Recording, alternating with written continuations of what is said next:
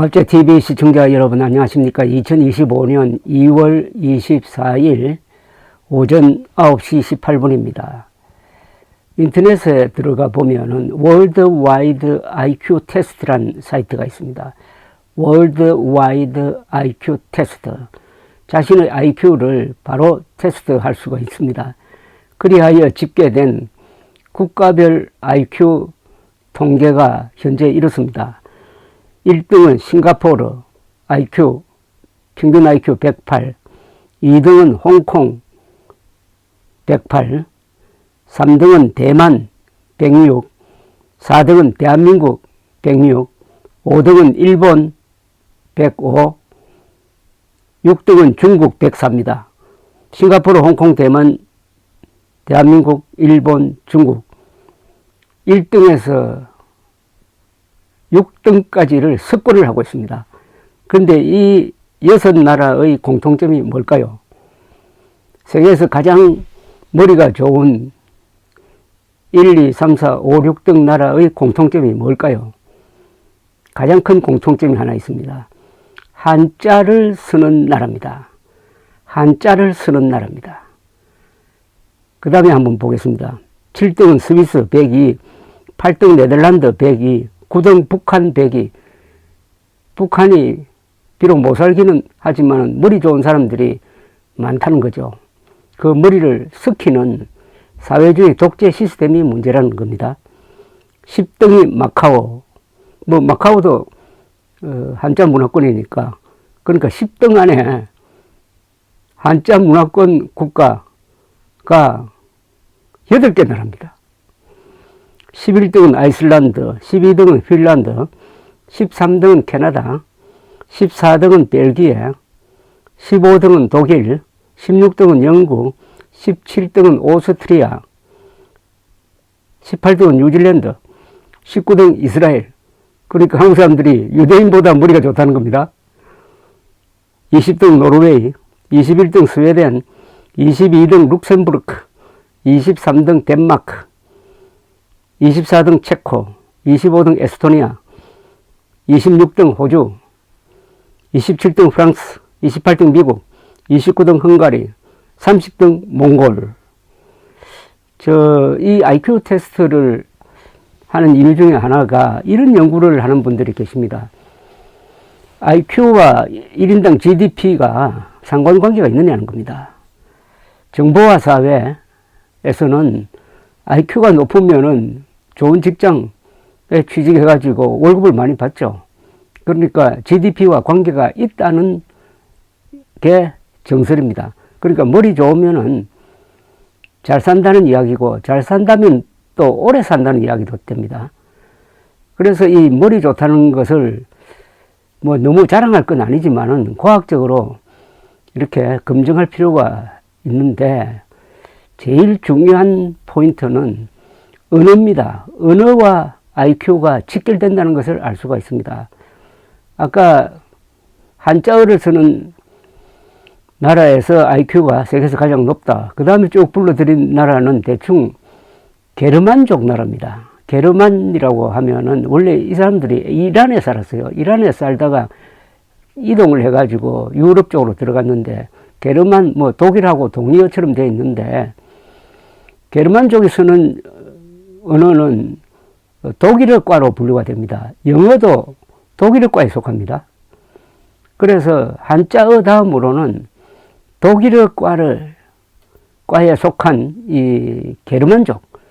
게르만족이라면은 독일, 스칸디나비아 나라, 스위스, 네덜란드, 어떻게 보면은 미국, 캐나다도 앵글로색슨족 후손이 주류니까 이 독일어과 영역이라고 볼 수가 있습니다. 그러니까 이 세 개는 지금 한자어를 쓰는 사람과 독일어과를 쓰는 사람, 독일어과에는 영어가 포함됩니다.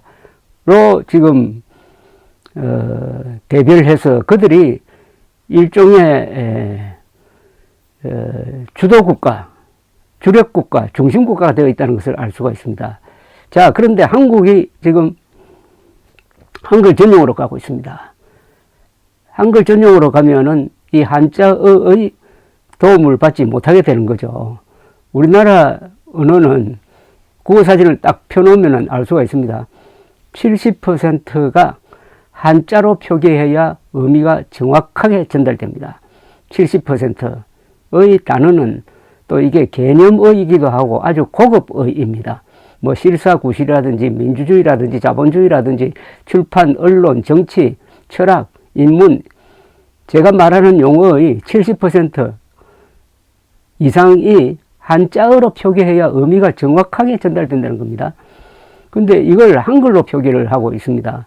심지어 윤석열 대통령은 한 번도 자신의 이름을 한자로 쓴 적이 없습니다. 윤석열의 본명은 한자로 쓴 그 낱말이지, 한글로 윤석열 이렇게 하면은 그거는 발음 보호입니다.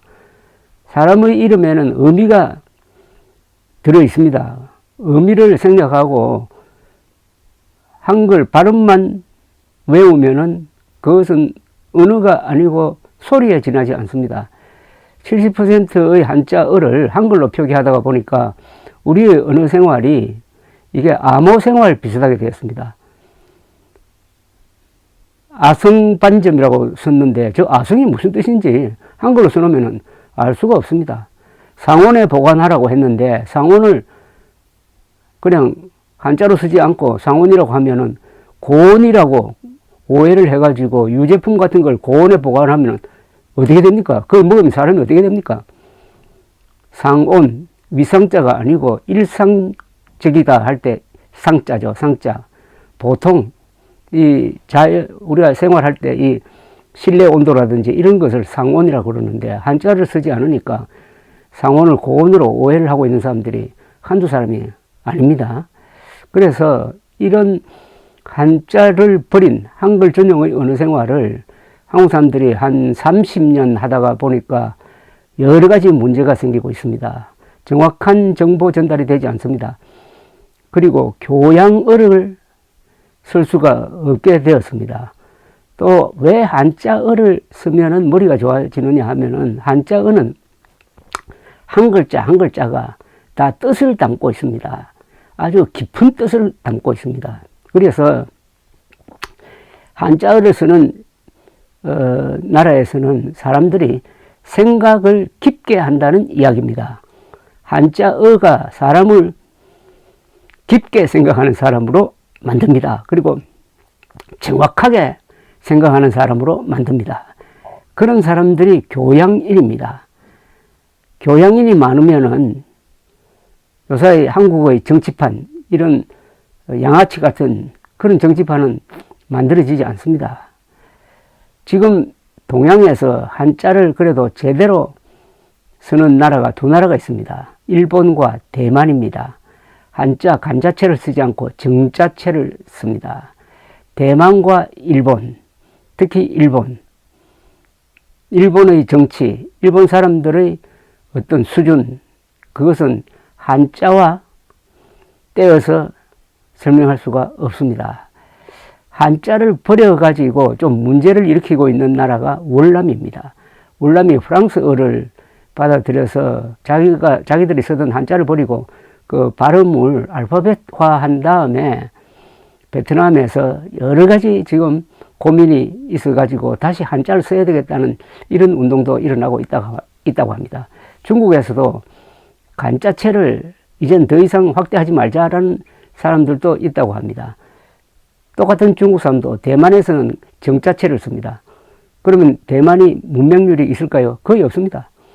간자체든 정자체든 배우는 데는 별 차이가 없다는 이야기가 되겠습니다. 오늘날 한국, 특히 보수라고 하는 사람들이 저지른 가장 큰 실수는 한자를 버린 겁니다. 한자를 버림으로써 우리나라의 역사와 전통과 단절되고 말았습니다. 옛날 이야기를 알려면 한자 모르면 안 되잖아요. 그리고 중국과 일본의 사정을 알려면 한자를 모르면 안 되잖아요. 한글 전용으로 간 것이 두고 크나큰 이 후회 덩어리가 돼가지고 한국의 보수 세력을 초라하게 만들고 있는 현실을 지금 우리는 실시간으로 목도를 하고 있습니다. 그런데 왜 한자를 버리게 되었느냐? 한자는 어렵다 하는 잘못된 이 생각이 좌파적 어떤 하향 평준화와 연결되면서 확대된 것입니다. 한자는 세계에서 가장 배우기 쉬운 언어입니다. 천자문 배우는데 한 6개월 걸립니다. 천자문만 떼면은 평생 동안 한자를 쓰고 그리고 한자로 생각하고 한자로 읽을 수가 있습니다.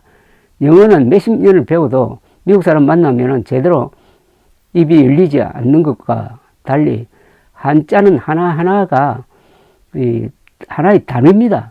국가 했을 때 국이란 글자와 집가자가 이렇게 따로따로 있습니다. 근데 이걸 합치면 국가가 됩니다. 국가. 이런 식으로 부품을 조립하듯이 한자 단어가 만들어지는 것이기 때문에 한자는 조어 능력, 단어를 내는 능력이 세계 최고의 언어입니다. 장점을 가지고 있습니다. 근데 한국은 참 다행스럽게 세종대왕이 한글을 만들므로써 세계에서 가장 우수한 표음 문자와 세계에서 가장 우수한 표의 문자를 같이 쓰게 되어 있습니다. 이러면은 표현력이 대단해집니다. 영어보다도 독일어보다도 더 우수한 언어가 되는 겁니다. 이 언어의 장점을 살리고 있는 나라가 바로 일본입니다. 그래서 일본에서 노벨 문학상이 많이 나오고 일본 사람들의 문장력이 좋고 일본 소설가의 작품이 한국에서 많이 팔리는 것도 바로 그런 세계 최고의 표음 문자와 세계 최고의 표의 문자를 활용한 그 문장력에서 나오는 것입니다. 체력이 국력이라고 한다면은 필력도 국력입니다. 이제 한글 전용을 여기서 끝내고 다시 한자와 한글을 같이 쓰는 혼용 시대로 돌아가야 됩니다. 뭐든지 전용이라는 말은 좋지 않습니다. 혼자 쓰겠다는 거 아닙니까? 하나만 쓰겠다는 것 아닙니까? 이런 국제화 시대에서 자기 혼자 뭘 할 수가 있습니까? 제가 쓰는 이 스마트폰을 어느 나라가 혼자서 만들 수 있는 나라는 하나도 없습니다. 이건 다 세계 여러 나라에서 부품을 만들고 해서 조립을 해야 스마트폰이 나옵니다. 즉 혼용을 해야 된다는 겁니다. 혼용. 여러 것을 같이 써야 된다는 거죠. 한국어는 한자와 한글을 같이 써야 합니다. 필요하면 영어도 같이 써야 해요. 혼용이 좋은 거지 전용은 나쁜 겁니다. 더구나 우리 부모들이 어린이들에게 유치원 때부터 한자를 가르칩니다. 그런데 곧 잊어버려요. 왜냐하면 어른들이 한자를 쓰지 않으니까 이 사회에 나와서 눈에 보이는 한자가 없는 거예요. 간판도 한글이고 책도 한글이고 더 비극적인 것은 도서관에 가보면은 한글과 한자를 같이 썼던 1980년대 이전의 책은 외국어 책으로 분류를 해가지고 따로 보관한다는 겁니다.